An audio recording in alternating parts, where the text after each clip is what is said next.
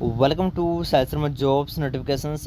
और जैसा मैंने आपको कहा था कि आपका एमएससी केमिस्ट्री एंट्रेंस टेस्ट 2025 का रिज़ल्ट कल जारी कर दिया जाएगा, जो कि आज है। तो आज आपका रिज़ल्ट जारी कर दिया गया। अभी तक आपने अपना रिज़ल्ट देख लिया है, नहीं देखा तो मेरे टेलीग्राम चैनल को ज्वाइन कर लीजिए। वहाँ पर मैंने ये पीडीएफ अपलोड किया है, वहाँ से आप डाउनलोड कर सकते हैं।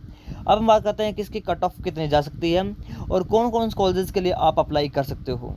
और थर्ड मोस्ट इंपॉर्टेंट बात, कौन कौन से डॉक्यूमेंट लगेंगे as a time of your counselling के लिए। ठीक है, चलिए वीडियो करते हैं कंटिन्यू।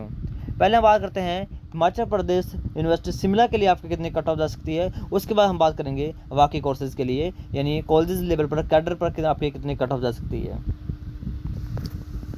तो यहाँ पर आप देख सकते हो 2023 का ये मैं आपको लिस्ट दिखा रहा हूँ। इसमें इसलिए दिखा रहा हूँ आपकी कितनी सीटें हैं, आपको सीट्स पता होनी चाहिए कितनी कितनी सीट्स हैं। तो ओपन कैटेगरी के लिए टोटल 8 सीट्स हैं। एचपीयू जनरल की बात करते हैं, जनरल में आप यहाँ देखो तो टोटल 17 सीटें हैं। कितनी हैं? 17 सीटें हैं। उसके बाद एससी के लिए 6 सीटें हैं, एसटी के लिए 3 हैं, सिंगल गर्ल चाइल्ड के लिए 1 है, ईडब्ल्यूएस के लिए 4 हैं। तो टोटल आपकी कितने सारी सीटें आपको बताई गई हैं। ठीक है, अब हम बात करते हैं कट ऑफ की कितने जा सकती है। देखो ओपन टू ऑल में सभी आ सकते हैं, जिसका भी स्कोर हाई है, जनरल से हाई है। ओपन टू ऑल में कोई भी कैटेगरी आ सकती है, बट एचपी जनरल में ओनली जनरल ही आएगी। ठीक है, जनरल यानी फुल्ली अनरिजर्व, यानी ओबीसी और यूआर वाले। चलिए अब हम बात करते हैं कितने कितने आपके कट ऑफ जाएगी।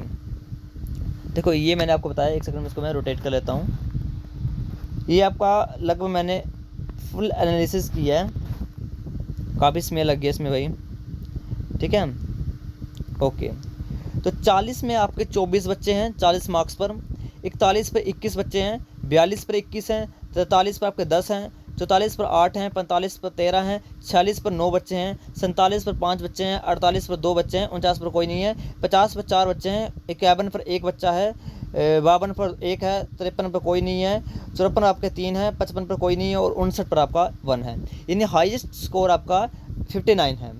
59 आपका हाईएस्ट है। हाँ, कहीं गड़बड़ी हो, आपको लग रहा है कि नहीं सर थोड़ी सी मिस्टेक है, इस पर एक और नंबर है, या आपको लगता है कि कहीं मिस्टेक है, तो आप कमेंट कर सकते हो। क्योंकि देखो मैंने खुद नेकड आई में देखा, तो कहीं पर हाँ हो सकता है बाई मिस्टेक मेरे से कोई छूट गया हो, बट छूटने की उम्मीद नहीं है कि छूटा होगा मेरे से।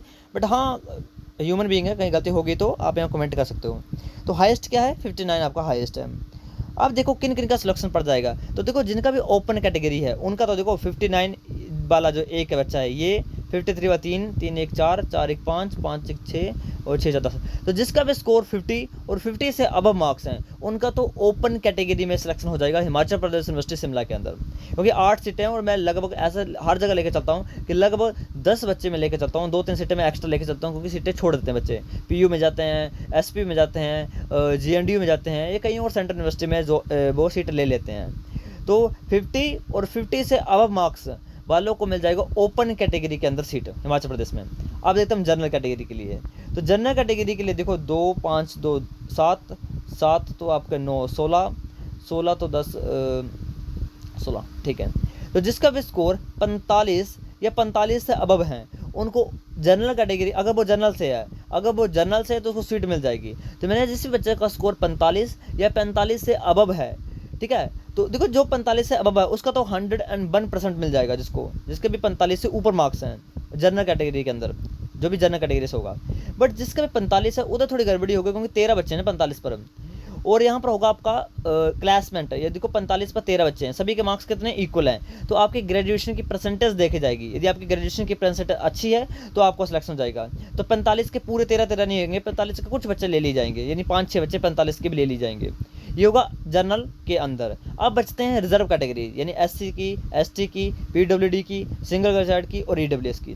देखो इनकी सीटें मैं प्रेडिक्ट नहीं कर सकता हूँ, क्योंकि ये तो मुझे पता होना चाहिए कि एससी वाले कितने बच्चे हैं, एसटी वाले कितने बच्चे हैं, और ये पता चल सकता है आपको टेलीग्राम चैनल पर। टेलीग्राम चैनल को ज्वाइन कीजिए, डिस्कस कीजिए कि मेरे 44 मार्क्स हैं, ठीक है, तो 44 वाला कोई और स्टूडेंट है एससी कैटेगरी में है तो ऐसे काउंट कीजिए। तो देखो मैंने कहा है कि 44 के 8 बच्चे हैं, तो 8 बच्चे आप ऐसे ढूंढ लो।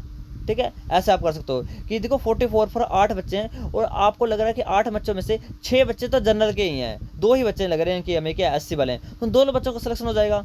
फॉर एग्जाम्पल के लिए 43 का मैंने यहाँ पर लिखा 10 बच्चे, आप 10 बच्चे टेलीग्राम पर ढूंढिए, मिल जाएंगे आपको आराम से। उन 10 बच्चों में से आपको लगता है कि 6 बच्चे तो क्या है जनरल वाले ही हैं, तो उनको सीट मिलेगी नहीं, मिलेगी किनको? रिजर्व वालों को। वो SC के होंगे तो SC वालों को मिल जाएगी, ST के होंगे तो ST वालों को मिल जाएगी, ठीक है। ऐसा आपका अकाउंट कीजिए। ओके, अब हम बात करते हैं गवर्नमेंट लेवल पर, ठीक है। गवर्नमेंट कॉलेजेस के लिए आपके कितनी कट ऑफ जा सकती है। ओके, चलिए हम गवर्नमेंट के लिए बात कर लेते हैं। और प्रेफरेंस आपको कौन से कॉलेज को देनी है ये भी मैं डिस्कस करूँगा, कौन से कॉलेज को आपको सबसे पहले अप्लाई करना है। हर एक कॉलेज की अलग से एप्लीकेशन फॉर्म निकाले जाएंगे हर एक कॉलेजेस के। जैसे फॉर एग्जांपल के लिए हमीरपुर है तो हमीरपुर अपना खुद पोर्टल ओपन करेगा जहाँ पर आपको अप्लाई करना है, ठीक है। खुद पोर्टल होगा, हर एक कॉलेज का अपना होगा। 50 रुपये फीस लगती है और मैक्सिमम जिसका स्कोर कम है वो हर कॉलेज में अप्लाई करने की कोशिश करें, ठीक है। चलिए हम बात हैं केमिस्ट्री में कौन कौन से कॉलेजेस हैं। देखो केमिस्ट्री के अंदर जो कॉलेजेस है वो है Paonta Sahib, government college Paonta Sahib, government college Dhaliara, government college Hamirpur जो कि NSC BM है, government college Rampur, government college Bilaspur and government college घुमारवी। और देखो घुमारवी, बिलासपुर, रामपुर इनमें तो लगभग 40 सीटें हैं। हमीरपुर में भी 40 तक सीटें हैं। डलियार और पौंटा साहिब में भी ठीक सीटें हैं, 30 से तो ऊपर ही हैं। तो सीटें अच्छी खासी हैं। तो अगर मैं कट ऑफ की बात करूँ तो जिसका वे स्कोर लगभग ऐसे लेकर चलो आप 37+ है, 38+ है, उसको आराम से सीट मिल जाएगी, चाहे वह जिस मर्जी कैटेगरी से बिलोंग करता हो, ठीक है। मोस्टली देखो इस बार थोड़ा पेपर टफ लगा मुझे इस बार, और कट ऑफ भी कुछ ज़्यादा हाई कट ऑफ नहीं गई इस बार। तो आप ये लेकर चलो जिसका भी स्कोर 37+ है, ये 37+ है, उसको तो कोई दिक्कत नहीं आएगी, कोई ना कोई कॉलेज उसको जरूर मिल जाएगा, बस अप्लाई करने की देरी है, बस अप्लाई करना, ठीक है। और इससे नीचे वाली होगी तो वो तो रिजर्व के लिए होगा। इसके नीचे वाले को अगर कोई जनरल वाला सोच रहा है तो उसको सीट नहीं मिलेगी।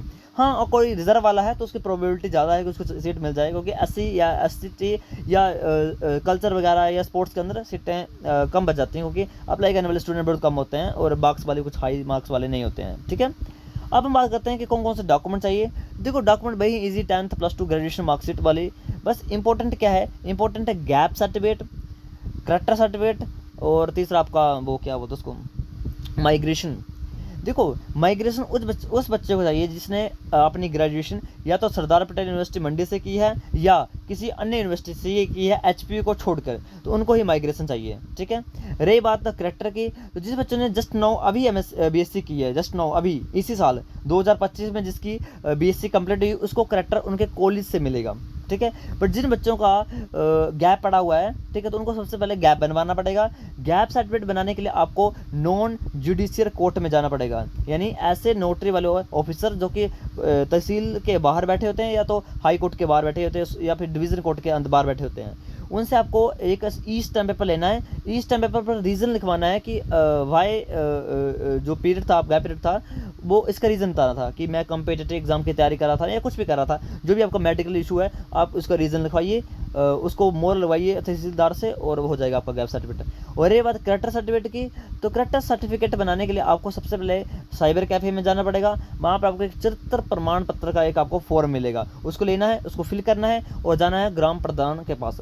वो मोहर लगाएगा, साइन करेगा और लिखेगा कि मैं 10 या 15 साल से इस लड़के या इस लड़के को जानता हूँ। और उसके बाद वो आपका फार्म लेके जाना आपको पुलिस स्टेशन में जाते ही आपको वहाँ पर वेरिफिकेशन की जाएगी, यानी आपका नाम कहीं पुलिस स्टेशन में है तो नहीं है, अगर हो तो दिक्कत होगी, नहीं है तो कोई प्रॉब्लम नहीं होगी। वहाँ पर वेरिफिकेशन होगी, पुलिस वाले लिख देंगे कि ये बच्चा या बच्ची जो भी है इसमें कोई भी पुलिस रिकॉर्ड नहीं है, ऑल राइट है, तो इसको इसका सर्टिफिकेट बनाने में कोई दिक्कत नहीं होगी। तो उसको फिर वो फॉर्म लेके जाना साइबर कैफ़े में ई डिस्ट्रिक्ट पोर्टल पर आपको जो HP का जो ई डिस्ट्रिक्ट पोर्टल है ना, वहाँ पर आपका करैक्टर सर्टिफिकेट बनेगा।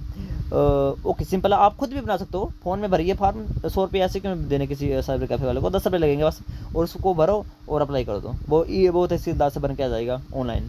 Thank you and have a nice day. कहीं पर डाउट आया तो मैंने आपका इंस्टाग्राम डाला हुआ है, वीडियो के डिस्क्रिप्शन में इंस्टाग्राम का लिंक है, टेलीग्राम है, कहीं पर भी है, फ़ोन नंबर मेरा व्हाट्सएप वाला, जहाँ मर्जी आप मैसेज कर सकते हो। Thank you and have a nice day.